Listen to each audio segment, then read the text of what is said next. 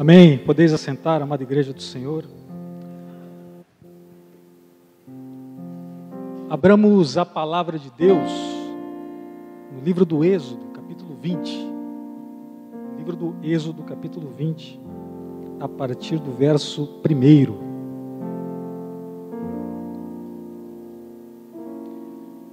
Então falou Deus todas estas palavras: Eu sou o Senhor, teu Deus, que te tirei da terra do Egito, da casa da servidão. Não terás outros deuses diante de mim. Não farás para ti imagem de escultura, nem semelhança alguma do que há em cima nos céus, nem embaixo na terra, nem nas águas debaixo da terra. Até aqui a palavra do Senhor. Oremos. Deus Santo, Pai Todo-Poderoso, Senhor, enche-me com teu Espírito, Deus, para pregar a tua palavra. E abra aqui agora, Senhor, corações e mentes para recebê-la.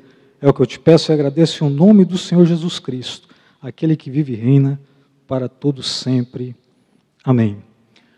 Amados, João Calvino dizia que o coração do homem é uma fábrica de ídolos. E ele diz isso no livro 1, no capítulo 11 das Institutas. E essa frase, que sinal é mais citada do que estudada, tem no seu contexto uma resposta ao bispo católico Gregório, que dizia que as imagens que adornavam o interior dos templos católicos eram as sagradas escrituras dos analfabetos. Gregório, bispo católico, dizia que os ícones eram a forma da Igreja Católica pregar o Evangelho àqueles que não sabiam ler. Calvino replicava o seguinte, que todo aquele que aprende a palavra de Deus por meio de uma representação é enganado, é engodado. Porque toda vez que algo representa Deus em nossa vida simbolicamente, o nosso coração automaticamente tem a tendência de transformar aquilo num ídolo. Portanto, não é por acaso que os irmãos veem o avanço do protestantismo mundo afora, com a construção de igrejas, cujo anexo era uma escola. Porque, diferente de dar paliativos às pessoas para adoração, os reformados tinham como princípio de honra fazer com que as pessoas se esclarecessem pela educação, para, de fato e de direito, aprender a palavra de Deus por si mesmas. Mas o pano de fundo dessa história que eu acabo de citar aos irmãos não está basicamente na disputa entre ícones e adoração genuína, mas naquilo que Calvino queria atacar, a representação dos nossos corações por meio da adoração a ídolos, não propriamente imagens de escultura, mas fundamentalmente aquilo que representa Deus a nós no coração. Aquilo que substitui a Deus no nosso coração. Porque a idolatria não está no ídolo, não está na imagem, no amuleto, na mandinga. A idolatria está no coração do idólatra. E é por isso que qualquer coisa serve como substitutivo para Deus. Um filho que você tanto ama, que você acumula tanto esforço na educação, pode representar um ídolo na sua vida. A sua esposa, o seu marido, que você tanto ama, pode vir a ser um ídolo na sua vida. A sua profissão, o seu ministério, a sua empresa, que você tanto ama, que você dedicou tanto esforço, que consumiu tanto empenho da sua vida, pode se constituir num ídolo na sua vida. Tudo porque, meus irmãos, o nosso coração, que fora criado para amar a Deus, defeituoso depois da queda, ele quer enxergar, e mais, ele quer transformar em Deus tudo aquilo que ele ama distorcidamente. E dessa forma é muito importante que nós, nesta manhã, refletindo sobre a idolatria que tem nos afastado das bênçãos de Deus, saibamos identificar, saibamos compreender como o ídolo pode se estabelecer de forma insuspeita na nossa vida. E para tanto eu trago 4 maneiras que a gente pode identificar esses ídolos. E a primeira forma de identificar um ídolo é constatar que quanto maior o bem que nos afeiçoamos, mais provável que esperemos dele a satisfação das nossas necessidades e esperanças mais profundas. Portanto, preferencialmente, os ídolos são, entre aspas, as melhores coisas da vida. O desejo desenfreado por viagens, por festas, por ocasiões especiais, por celebrações, circunstâncias que mobilizam a nossa atenção, pode vir a ser um ídolo na nossa vida. Mas, irmão Gabriel, há algum exagero da sua parte? Não, se o irmão se lembrar daquela pessoa que fica desesperada, se não consegue viajar todo feriadão, se não tem um lugar legal para ir no final de semana, se não tem uma festa com gente bonita, interessante para perceber e participar, enfim, ídolos camuflados na dependência viciante por uma boa vida. Mas existe uma segunda forma de identificar ídolos, e é constatar que algo ou alguém tem uma posição central na sua vida. Tem uma posição a ponto de fazer você investir nele todo o seu esforço, todo o seu empenho, depositar todas as suas expectativas, recursos financeiros e emocionais, sem pensar duas vezes. É central no seu coração aquilo. E aqui eu posso incluir família, amigos, carreira profissional, conquistas pessoais, louvor dos nossos superiores, posição social, tudo pode se converter no processo desenfreado de amar equivocadamente num ídolo. E talvez alguém pense que eu exagero nisso, mas até eu lembrá-lo daquele irmão que viola o dia do Senhor porque está estudando para o concurso, porque está focado no TCC, porque precisa entregar um projeto urgente, porque vai disputar uma maratona que ele está treinando há 1 ano, e etc. A terceira forma de identificar um ídolo em nossa vida é simplesmente observar, por vezes, tudo aquilo que você sempre quis. Sim, observar na sua vida tudo aquilo que você sempre quis. Paulo, no livro de Romanos, logo no 1º capítulo, diz que Deus pode fazer o que é de mal a uma pessoa na medida em que Ele entrega ela aos seus desejos ardentes. A pior coisa, guarde isso no coração, que pode vir a acontecer com você, é Deus te entregar aos seus desejos mais profundos. E sabe por que o maior castigo imaginável é permitir alguém concretizar o seu sonho? Porque o nosso coração converte esses sonhos em ídolos. E nesse mesmo capítulo 1, Paulo resume toda a história da raça humana, dizendo que estes adoraram e serviram a criatura em lugar do Criador. A quarta e última forma de identificar um ídolo na nossa vida é observar aquilo que, retirado da nossa vida, leva junto toda a nossa alegria de viver.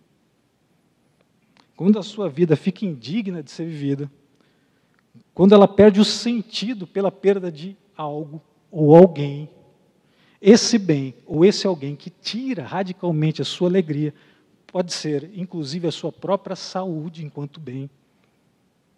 Você está diante de um ídolo pessoal. E quantos de nós, observando detidamente no espelho, não tem amado mais a própria vida do que a Deus?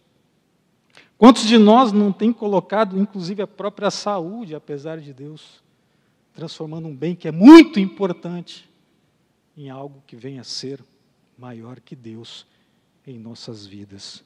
Irmãos, nós poderíamos fazer aqui todo um estudo da plasticidade, da dinâmica dos ídolos em nossas vidas. Podíamos passar horas aqui interpretando os fenômenos idolátricos nas nossas vidas, mas eu queria focar em 3 formas principais de idolatria do nosso tempo.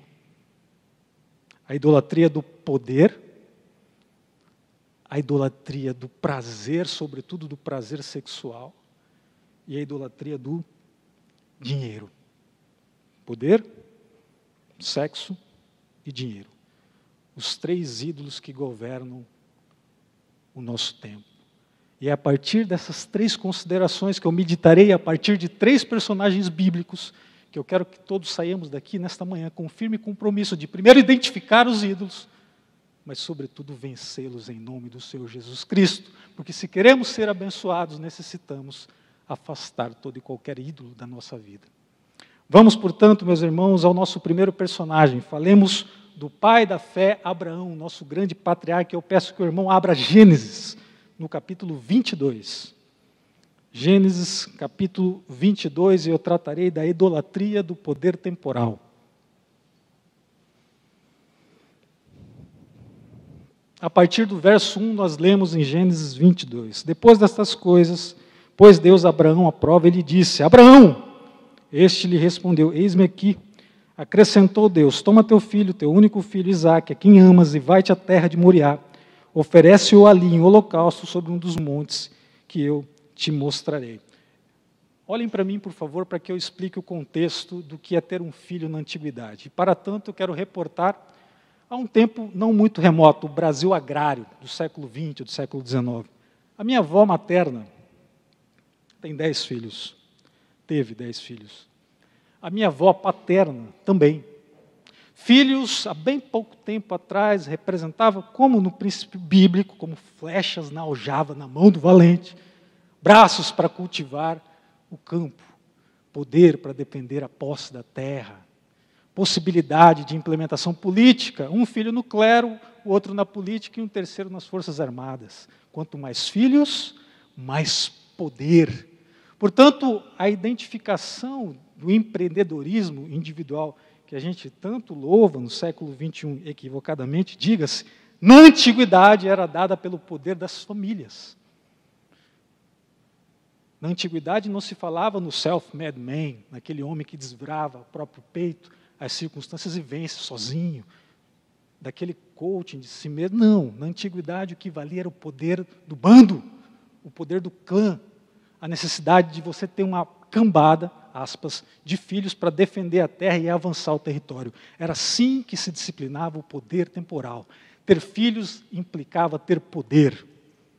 E esse era o contexto, ainda mais arraigado, mais fundamentalmente válido que Abraão vivia. Porque o poder do clã eternizava o indivíduo. A primogenitura era, por assim dizer, uma expressão de poder. Ter um filho era tudo. Ter muitos filhos, mais ainda. E aqui eu queria lembrar um contexto para os irmãos muito especial, que é a ocasião em que Deus, no Egito, pune aqueles opressores com a morte dos primogênitos. A vida deles foi tirada por causa dos pecados das famílias. Por quê? Porque o filho primogênito representava a família. Note comigo, e aqui eu quero que você atente ao verso 2 do capítulo 22. Acrescentou Deus: Toma teu filho, teu único filho Isaque, a quem amas, e vai-te à terra de Moriá, oferece-o ali em holocausto sobre um dos montes que eu te mostrarei. Irmãos, percebam comigo o seguinte aspecto. Deus sabe o nome de Isaque, porém Deus se refere ao coração de Abraão, e eu explico melhor onde eu quero chegar. No verso 2, nós lemos no texto o seguinte: acrescentou Deus: Toma teu filho. Ok. Teu único filho. Ok. Isaque. Ok. A quem amas. Se os irmãos tiverem um pouco de atenção e tiverem contextualizados com o que eu venho dizendo aqui até agora, vão entender que Deus não estava atacando simplesmente um filho, mas a aposta no coração de um homem, possivelmente embriagado com o poder temporal que se dava naquele primogênito. Toma teu filho, teu único filho, Isaque, a quem amas. E aqui a gente já afasta que Deus testa a nossa fé simplesmente pelo teste, que Deus prova-nos simplesmente pelo prazer de provar. Deus, ao provar Abraão, quer aprofundar a sua fé, a sua dependência dele. Deus não pede simplesmente que Deus mate Isaque, como prova do seu amor, da sua fidelidade, mas que ele ofereça Isaque em holocausto. E para que serve o holocausto no Antigo Testamento? Abra comigo Êxodo 22, no verso 29. Não tardarás em trazer ofertas do melhor das tuas ceifas e das tuas vinhas. O primogênito dos teus filhos me darás. Ainda conforme Números 3, 46 a 49, pelo resgate dos 273 dos primogênitos de Israel, que exceda o número dos levitas, tomará por cabeça 5 ciclos, segundo o ciclo dos santuários tomarás, a 20 geras o ciclo, e darás a Arão e a seus filhos o dinheiro com o qual são os resgatados os demais. Deus pediu que Abraão lhe apresentasse uma oferta, um sacrifício expiatório. Deus estava, na tese que eu desenvolvo aqui, cobrando uma dívida de Abraão. O seu filho morreria pela idolatria do poder temporal. Deus fazia algumas perguntas para Abraão. Abraão, você esperou tanto tempo que a madre de Sara se enchesse, que Isaac desse tanta alegria a você, abandonou sua terra, sua parentela, e se sacrificado por Deus, tudo isso fora feito por amor do meu nome ou pelo menino? Abraão, eu sou para você apenas um meio para você atingir um fim, ou sou um fim em si mesmo? Abraão aprendeu a confiar em Deus somente, esse é o ponto. A amar a Deus por quem Deus é, e não apenas por aquilo que ele poderia obter desse Deus. Essas eram as questões que Moriá precisava responder, que aqueles dias de jornada precisava responder. E aqui eu quero deixar essa ponta solta para retornar só no final, e já passar para a segunda forma de idolatria, a idolatria do prazer sexual, a idolatria do sexo. E para isso eu queria que os irmãos abrissem comigo Gênesis, um pouco mais à frente na Escritura, Gênesis no capítulo 29. Gênesis no capítulo 29, a partir do verso 16. Uma parte da história de Jacó. Ora, Labão tinha 2 filhas, Lia, a mais velha, e Raquel, a mais moça. Lia tinha os olhos baços, porém Raquel era formosa de porte e de semblante. Jacó amava Raquel e disse: 7 anos te servirei por tua filha mais moça, Raquel. Respondeu Labão: melhor é que eu te dê, em vez de dá-la a outro homem. Fica, pois, comigo. Assim, por amor a Raquel, serviu Jacó 7 anos, e estes lhe pareceram como poucos dias. Amados, todos nós sabemos o histórico de Jacó. Jacó foi o filho gêmeo, mais novo de Isaac e Rebeca. A Bíblia conta que Jacó nasceu agarrado ao calcanhar do seu irmão. Seu apelido, ou melhor, o seu nome, significativamente falando, semanticamente falando, era suplantador. E ele, no seu histórico de vida, em dada ocasião, aproveitando-se da fome do seu irmão, que acabava de retornar do campo cansado, ele compra a primogenitura. Logo depois, com seu pai Isaac já idoso, quando Isaac comunica que iria transmitir a bênção patriarcal, ele pede que Esaú preparasse para ele o seu prato favorito. Sabendo disso, Rebeca, sua mamãezinha querida, instrui Jacó sobre como ele deveria proceder para tomar aquela bênção, e essa história a gente já conhece. Ele já se aproveitando da cegueira do pai, passa-se por seu irmão Esaú e foi abençoado por Isaac. Em síntese, o segundo grande personagem que nós trabalharemos aqui é alguém que conquistara tudo na sua vida através da trapaça, do engano, da fraude. Ele buscou a primogenitura enganando, ele buscou a bênção do pai através da fraude. Ele não tinha a preferência do pai e era completamente dependente do amor da mãe.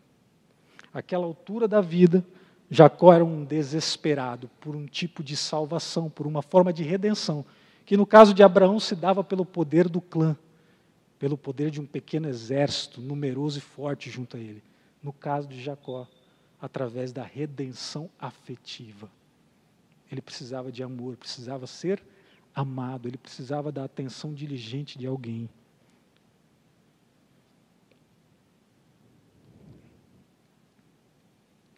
O texto hebraico, a partir do capítulo 29, no verso 17, que nós acabamos de ler, ele nos aponta algo extremamente interessante que ilumina o contexto da idolatria de Jacó e faz-nos perceber aqui, nesse contexto, como Jacó precisava de um tipo de redenção ao qual nós devemos fugir. Raquel tinha um corpo magnífico, diz o texto hebraico literalmente, e um rosto extremamente atraente. Jacó, portanto, ele fica mais do que encantado por aquela mulher. Jacó fica perdidamente apaixonado. Jacó oferece 7 anos de trabalho por aquela mulher, um preço que para os padrões da época era mais do que o dobro utilizado pelo dote. E notem, no capítulo 29, no verso 21, disse Jacó a Labão: dá-me minha mulher, pois já venceu o prazo para que me case com ela. O tradutor desta passagem, ele suavizou aquilo que o hebraísta Robert Alter, na pesquisa para esse sermão, diz com clareza que Jacó havia dito a Labão exatamente o seguinte: mal posso esperar para fazer sexo com sua filha. Passe ela para mim agora. Jacó tinha uma vida absolutamente vazia, perdeu o amor do pai, perdeu o amor da mãe, adquiriu o ódio do irmão, e quando ele encontra aquela mulher linda, está aí. Essa é a minha chance agora de me encontrar na vida. Se eu tiver essa bela mulher do meu lado, eu tenho o sentido da vida. E não por acaso ele se escraviza 14 anos por ela. Em suma, Raquel não era apenas a esposa de Jacó, mas a sua salvadora, a sua redentora. Jacó, exatamente como Abraão em relação ao poder, tinha elevado o amor carnal, erótico, à posição de Deus em sua vida. Note que Jacó estava tão dominado e cego por esse sentimento que em nenhum momento Labão diz que vai entregá-la a ele. Note no verso 19, respondeu Labão: melhor é que eu te dê, em vez de dá-la a outro nome. Em suma, Jacó estava se casando com a mulher em que iria apoiar todos os seus anseios e expectativas e responder todos os seus problemas. Quantos de nós não sabemos de alguém que põe no parceiro, no companheiro, na esposa, no esposo, todo o sentido da sua vida? E é o mínimo sinal de ruína daquele matrimônio, daquele relacionamento. A sua vida, consequentemente, perde o sentido. E não raras as vezes, muitas pessoas matam e têm morrido porque perdem o seu ídolo de estimação com o nome de esposo ou esposa. Irmãos, a idolatria do sexo é terrível. Ela faz com que o homem mais velho abandone a esposa por uma mais nova.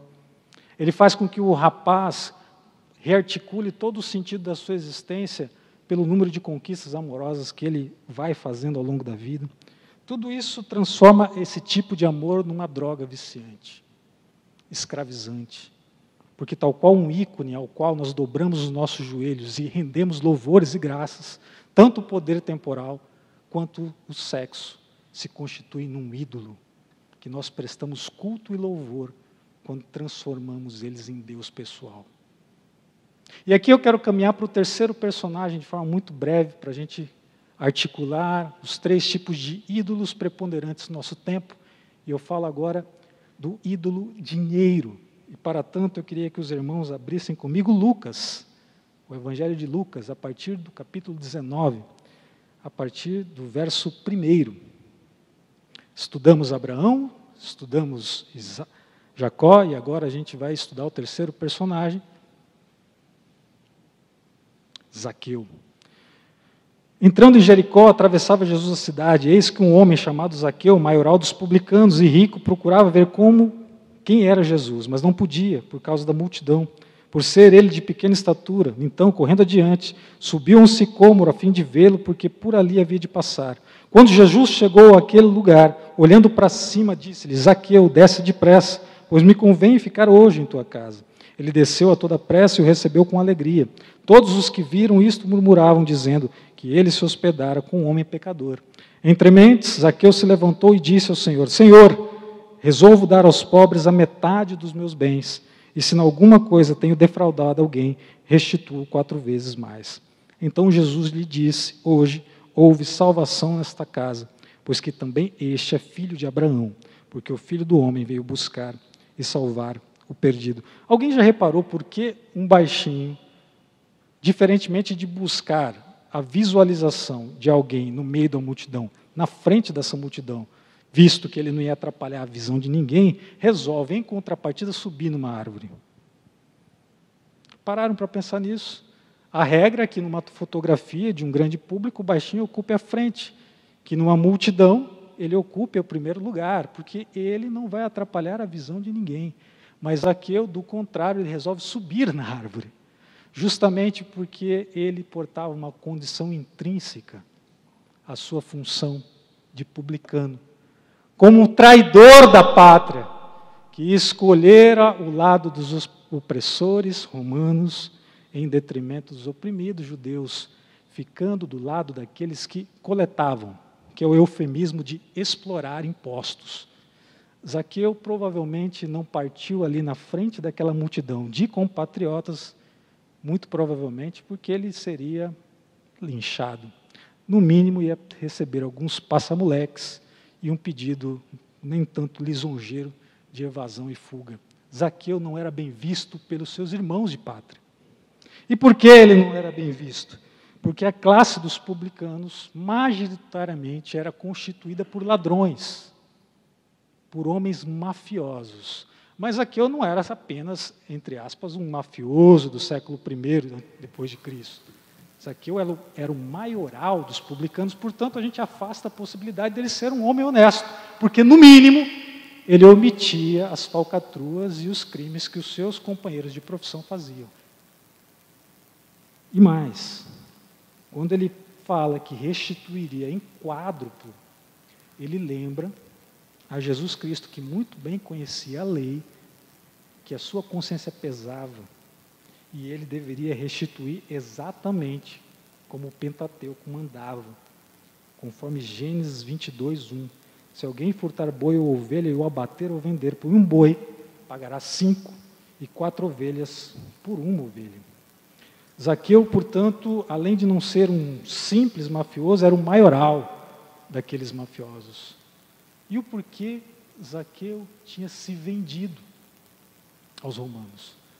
Ganância. Poder. Money. Quando os nazistas invadiram a Alemanha em 1940, eles precisavam dos franceses. Rearticulo. Quando os nazistas invadiram a França em 1940, eles precisavam dos franceses para dominar. E eles aliciaram colaboradores. E o principal deles era um general Philippin Petelin, que ficou famoso como o governador de Vic, odiado pelos franceses até hoje. Justamente por quê? Porque ele traiu a sua pátria. Ele vendia os seus irmãos. Ele pegava franceses, judeus, e entregava aos nazistas.